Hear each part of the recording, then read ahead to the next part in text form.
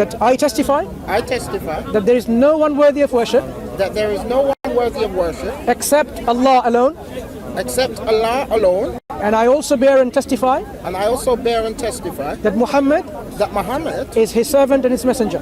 his servant and his messenger. Yeah, say, Ashhadu Ashhadu an la Allah an ashhadu Ashhadu an an la la ilaha ilaha illallah illallah wa ashhadu wa ashhadu anna anna Muhammadan Muhammadan abduhu abdu wa rasuluhu. wa rasuluhu. Alhamdulillah. Allahu Akbar. To this Yeah, because But if for you look at anybody with any logical sense who's reading this would interpret it as the fluid ejected, emerging Really? from between the backbone Okay. and the ribs, and not and carry on nothing to reading. do Carry on reading. with man okay. itself. Carry on reading. So is this your interpretation, Hang on. or is this like a global interpretation? Can you carry on of reading? Muslims? I just want to know. No, can you carry on reading? And then it says here, indeed. So that's full stop. Full stop. Carry on reading. Full stop. Yeah. Indeed, Allah, to return him to life, is able. Return who? The sperm, right? It doesn't say. It's ambiguous. It's not ambiguous. It's only using pronouns. Just like when it used the pronouns to refer to in between the backbone and the ribs, it used a pronoun, not a noun. So you understood the pronoun refers to the noun immediately preceding, which is the fluid. So this is another pronoun. It should refer to the fluid, right? This is referring to. So it's saying, indeed, Allah, to return him. Is Why able. do you say him? It's a pronoun. I'm reading the English right now, so this is what it says. I'm dealing with the Arabic. So now you have a pronoun. This pronoun refers to who? It should refer to the last noun that is mentioned, right? Not the noun mentioned much earlier. I don't know, because it has a full stop first. It's not about full stop. Wait. Look, It has a look. full stop. Listen, So- listen. so wait. The The way sentence things is work, ended, the way and things then the work. Quran now look, speaks about listen. something else. So I'm trying to understand. When I said he came, Uh-huh. what do you understand by this word he came? He is a pronoun Referring to who? referring to a masculine. Who? Referring to a masculine. It doesn't say who. You No. can't say If I who make it that is. statement in English, he came. You don't know who it is, right? I have to earlier on, perhaps, or even later, to tell you what this pronoun refers to which noun. We have two nouns before the in-between statements of backbone and ribs. Two nouns. One is the man, the first noun. The second noun is the fluid, which is self-emitting. Okay. So you have later on, from these two nouns, several pronouns. As you said, with everyone with a logical mind would think it is quite obvious. Now you have a logical mind. Now tell me, all the pronouns that comes after, which noun should it refer to? Which noun? Which Yes. pronoun should it refer to? No, the pronouns that are mentioned, which noun should it be referring to? Which noun it should be referring to? There are two nouns that I mentioned earlier: Which was the sperm, man and the fluid. sperm, Yeah. and which one? Which pronoun? So all the pronouns that now comes in verse later on, We would. they would refer to which of we- those nouns? We would have to now assume. Okay, we now have to assume that it's referring to the man in this pronoun here. Why assume man? It's an assumption based upon the Based fact on that what? to return him is able. No. Why? So you're now contextualizing the meaning, right? It's not about this noun is close to the pronoun and the pronoun now follows the noun. You're contextualizing meaning. I'm contextualizing the meaning. Everywhere in the Quran, the verb yakhruju has never been used even once to refer to the fluid. It's always been used in the context of man. All the ways. what I can does give you several What examples. does that term actually mean? What does the word mean? Kharaja yakhruju means to come forth. Yeah, come out. To come out. So you're saying now that So I'm saying, carry on reading again. So you I'm just going to go back to it. So it's saying here, so let man observe from what he was created. Yeah. So man, let's just observe, where were you created? And it says here, he was created from a fluid ejected, Yeah. emerging from between the backbone and the ribs. Yeah. That is a continuous sentence. Then there's a full stop. Is it a continuous sentence or a different ayah? It's a continuing Is it a sentence. different ayah? It's a different line, yes. It's not a line. Is it a different? It's a complete verse, yes. It's a complete verse, verse. right? So when a complete verse starts, it starts with a pronoun. Statements with a pronoun, right? Okay. Yes. Which noun is it referring to? It says, well, let's start right here. Don't say it says. We are now talking about language. Let's go where it starts from. It says here, so let man, so we're talking about a man, observe from what he was created. So as men now, let's actually observe where were we created from. And it says here, we was created from a fluid, ejected, emerging from between the backbone and the ribs, full stop. Yeah. Full stop. That's fine. So now the logical thing is that the sperm is emerging from between No. the backbone and the ribs. That's what you assume from the immediate noun describing, right, with a pronoun. That's why you. I just want to know. Because I just want to know. Because I've just told you. I'm understanding where he's coming from, but I've just told you. Does everybody understand what is being said here? Okay, let me clarify and to you. Everybody in the Muslim world have your understanding, because from everybody who's reading this, I'm sure even the gentleman here was thinking, the sperm is coming from between the backbone and the ribs. People generally can understand this because that's how language operates. If you refer to a pronoun, the pronoun refers to the immediate noun that is mentioned. But what I have said, if you keep on reading, there are other pronouns mentioned. These pronouns do not refer to the last noun that I mentioned. They refer to the most earlier noun, which is the man. So if you think that it should refer to the most closest noun, which is the fluid, the sperm, why doesn't all the other pronouns refer to it? Because there's a full stop there, and now we're It's not about full stop. You finished the sentence, a trail of thought, and now there's a new trail of thought going on. I'll tell you why you're wrong. Okay, let me ask you a question. Wait. No, Slowly. wait. Don't ask me a question. Is there any tafsirs on this particular verse? Hang on. I want to know the community consensus is. Listen. That's fair enough. I want to know if it's just your thoughts. First of all, it's not my thoughts. Scholars have already explained this, right? Scholars have explained this. It always means to the man, not brother. You go to different verses. If there can be people. I'm not saying you're wrong, by the way. No. If people can show me my mistakes, I'm more than willing to be corrected. But this is where the interpretation comes from. It starts by saying, let man observe from where it's created from. Okay? That's the number one noun. Secondly, it carries on saying, خُلِقَ مِن مَاءٍ دَافِقٍ. He's created from ma and something that is self-emitting the water.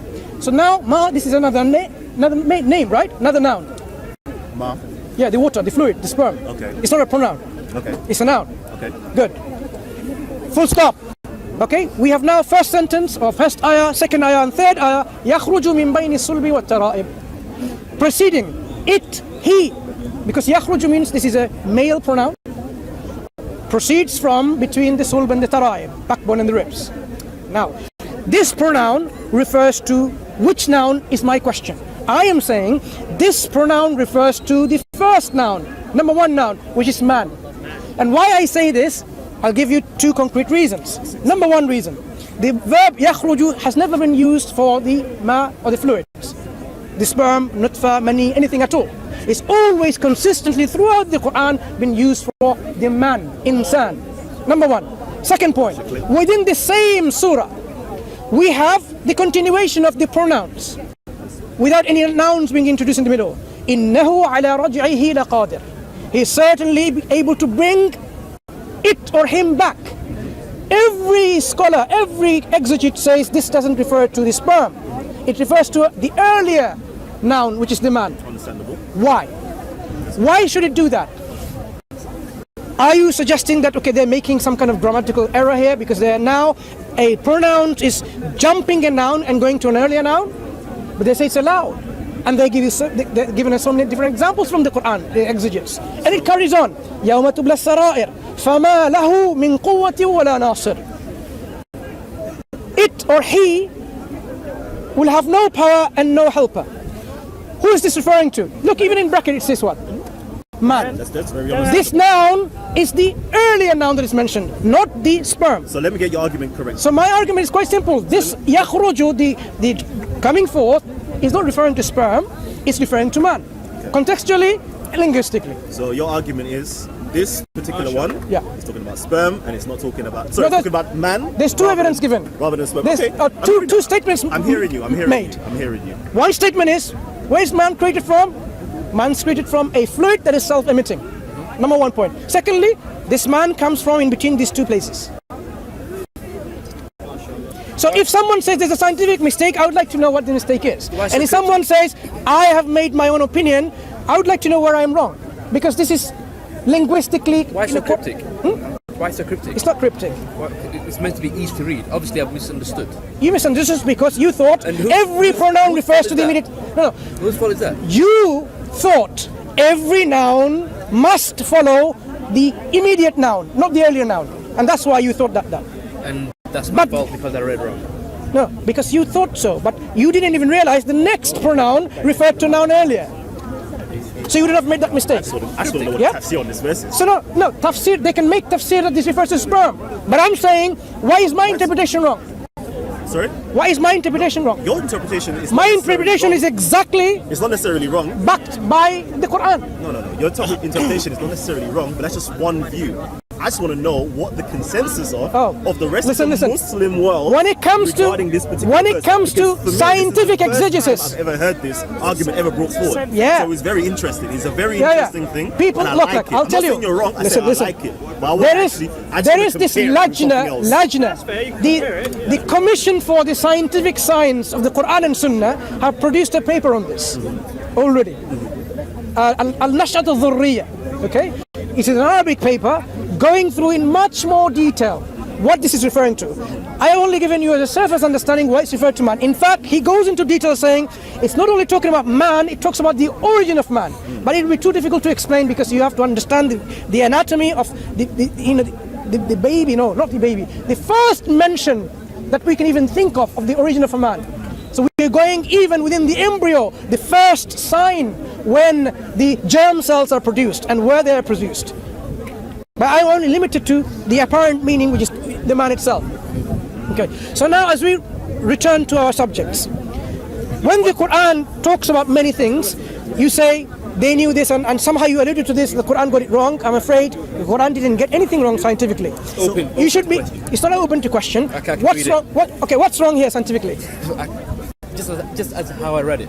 Could be. Yeah. So if you Mansour, can I ask you another question? Sorry, I just want to understand. I'm being selfish right now because I'm just trying to understand. Yeah, go ahead. Okay, so why would the Quran now jump from the fluids and then jump to the supposed backbone and ribs, which is where the womb is supposed to be? Why is it saying what he was created from rather than where he was created? Because your second statement is basically saying where he was created from rather than what he was created from. The answer is given in the first verse where it's created from. It says here, so let man observe from what he was created. Yeah. And it says he was created from a fluid. That's the answer given. Full stop. But now it's got into where. So No, this is between the backbone. It's a and the different ribs. thing. The question first, let man observe. The answer is given in the next ayah immediately. It's created from a fluid that is self-emitting. That's it. A fluid that is self-emitting. Yeah. Now, what's so interesting about it? Because we know for sure. Come, please. You want to become a Muslim? Yes, Are you convinced that there is only one God? I believe. And you believe that only one God is worthy of worship and no one else is worthy of worship? Yes, I believe.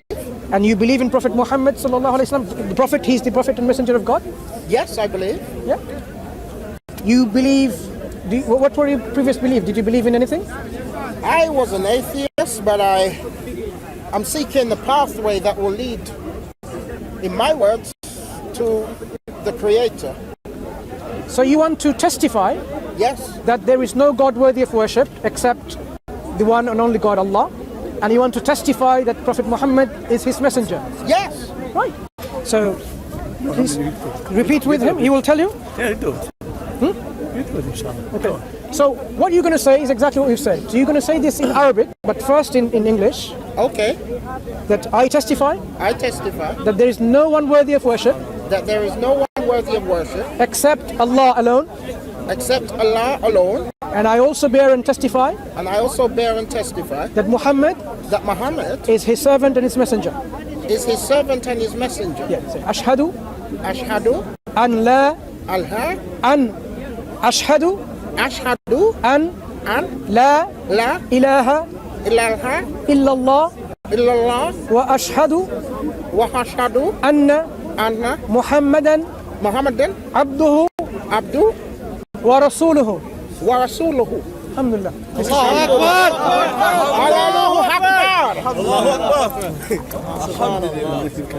Congratulations. May Allah accept you. When you Thank you. when you go, brother, go down there, go on your face and pray as Moses, as Muhammad, as Jesus. Yeah. And say, may Allah please Yeah. continue guiding me. Yes. Okay. Take to one side, brother, and then we will talk later, inshallah. Okay. All the best. MashaAllah. Inshallah. So let's return to your question. Yeah. When Allah addressed, let man think what they created from, the answer was given immediately. It was creating from self-emitting fluid. What's so interesting is this. Normally, normally the way things are described, it should be ma and madfuq. The water that is, emitted. But here it is using an active participle, which is a form called fa'il, dafiq. People didn't understand or know this before, that the water is self-emitting, self-propelled. We know this today. So Allah is drawing our attention to this phenomenon. Yeah? Where it's creating from. That's all. When insan on the grave, become destroyed, all the bones and everything, the last of the backside of the human being, right? The khalq al-amal. That will recreate again and become human again. That's what it is. Yes, he will never die. So that is the basic of the human. No. You have to understand the grammar. I just gave you. Right, so the grammar comes from where? From Arabic? So for example, there is no comma in the English language. In the spoken English language, there is no comma. In the written or the philology of the language, there is a comma, so we can understand. In the spoken Arabic and in the written Arabic, there is no comma. There is what you call i'rab, which is the grammar.